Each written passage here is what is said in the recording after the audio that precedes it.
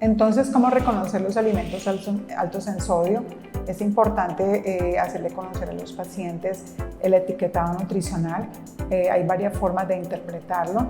Puede ser por porcentaje del valor diario con respecto de los 2.300 miligramos que se recomienda. Entonces, si está por debajo del 5% del valor diario se considera bajo en sodio, y si está por encima del 20% se considera alto en sodio. Por ejemplo, si tenemos también un alimento bajo en sodio, debe estar por debajo de 140 miligramos de sodio. También los reducidos en sodio, cuando el alimento tiene un 25% menos que el producto de referencia, y cuando es muy reducido en sodio cuando tiene un 50% menos del valor estándar del alimento en referencia. Son como las formas de reconocer que ese alimento es bajo en sodio. Sobre todo la más común es 140 miligramos de sodio. Recordemos que el consumo habitual debe ser 2.300 miligramos para una persona normal, y para una persona hipertensa debe estar por debajo de 1.500 miligramos de sodio. ¿Cuánto equivale eso? En normales, en recomendación normal, una cucharadita de sal, y para el paciente hipertenso 2.5, que sería la mitad de la cucharadita de sal. Dentro de los alimentos ricos en sodio o en sal, el sodio es un mineral que hace parte de la sal, debemos restringir todos aquellos alimentos industrializados donde hay una adición de elementos como difosfato sódico, principalmente que está en los cereales de desayuno, el benzoato sódico que se adiciona a alimentos para preservarlos, especialmente los de paquetes, en frascos, en salmueras, y también el glutamato monosódico que se utiliza en la industria para darle un mejor sabor a los alimentos y mejorar la palatabilidad de estos. Entonces, estos alimentos son los que son muy ricos en sodio. Están los cubitos de caldo, las sopas que vienen en sobre, los enlatados, toda la línea de embutidos, los quesos que son muy salados también tienen un alto contenido de sodio. Por ejemplo, en el caso de los enlatados, la pregunta de los pacientes es que si pueden comerlos. Por ejemplo, en el caso del atún es recomendable que lo laven, que lo pasen por agua para barrer un poquito ese sodio.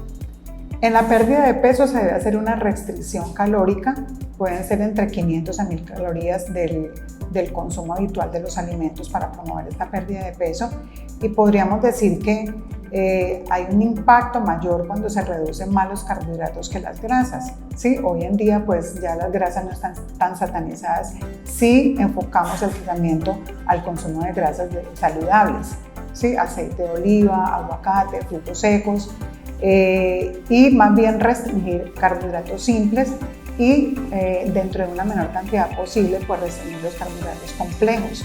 No quitarlos del todo porque son importantes como fuente de energía, y recordemos que son vitales como ahorradores de proteínas, porque las restricciones muy severas de carbohidratos pueden afectar también la utilidad metabólica de las proteínas en la síntesis de masa muscular. Entonces, al no ofrecer esta alternativa, pues simplemente las proteínas se van a la función energética. En general, la recomendación para pacientes hipertensos es que deben retirar los aleros de la mesa, cocinar con muchas especias, muy importante todo lo que sea a nivel de paquetes, de industria, de frascos, esos alimentos pues identificarlos como altos en sodio para que no lo lleven en su canasta familiar, y orientarnos pues a tener una alimentación saludable donde haya frutas, verduras, frutos secos, aguacate, aceite de oliva. Importante también carnes magras, el pollo que no lleve grasa, la carne de cerdo que sean cortes, que sean magros, lo mismo la carne de res con menor consumo en su frecuencia, la carne de res, más pollo y pescado por lo menos de 3 a 5 veces por semana si se puede. Se recomienda también controlar mucho la cantidad de azúcares preferiblemente consumir al natural los alimentos, evitar pues o disminuir el consumo de edulcorantes, tratando de aprender a comer sin sal y sin azúcar. Esa es la recomendación. Con respecto al huevo, es un alimento completo. Ya sabemos que las investigaciones dicen que no hay ningún problema en que comamos huevo todos los días, porque los 250 a 300 miligramos de colesterol que contengan no afectan las LDL. Tiene una proteína de alto valor biológico que es excelente para la síntesis de masa muscular. Es un alimento con muchos multivitamínicos, especialmente vitamina A y vitamina D. Tiene también un fosfolípido que es la lecitina, que participa mucho en la inhibición del colesterol a nivel intestinal. También tiene ácidos grasos monoinsaturados como el oleico, que nos va a ayudar a aumentar las HDL. Entonces, como vemos, es un alimento muy completo y se puede comer todos los días. Con respecto de las sopas, yo soy muy dada a que si al paciente le gustan las sopas, pues uno no se las quita. La sopa, digamos, es como una preparación que confluye muchos ingredientes. Ahí hay carbohidratos, hay proteína y de pronto puede haber verduras. Entonces, mire que se agrupan diferentes alimentos que son importantes.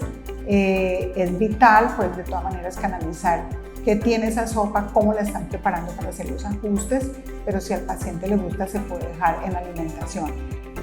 El ayuno intermitente es una, digamos, como una estrategia, no es una dieta, es una estrategia donde se modifican los tiempos de comida versus los tiempos de ayuno.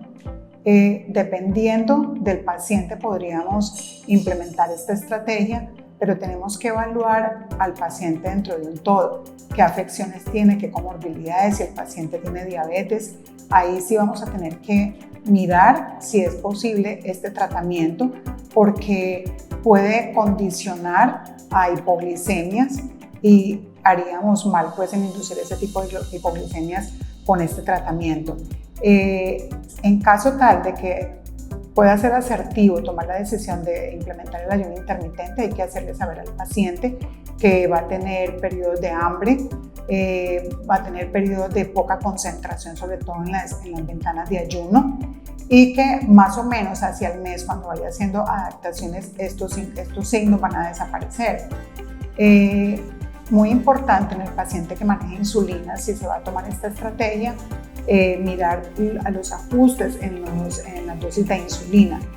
Realmente la recomendación es que en pacientes con insulinas no se hagan este tipo de restricciones, y pacientes que tengan trastornos de la conducta, que tengan trastornos de la ansiedad, sobre todo en pacientes diabéticos, que vemos mucho este tipo de comportamiento. Lo más saludable es enseñar al paciente a comer, que él pueda aprender a manejar sus porciones, sus restricciones, que haga actividad física, y de pronto, más allá, para promover un poco la pérdida de peso, si ya está entrenado en todos estos elementos, pues podríamos pensar en el ayuno intermitente. Pero realmente es una estrategia que hay que considerar desde un abordaje multidisciplinario.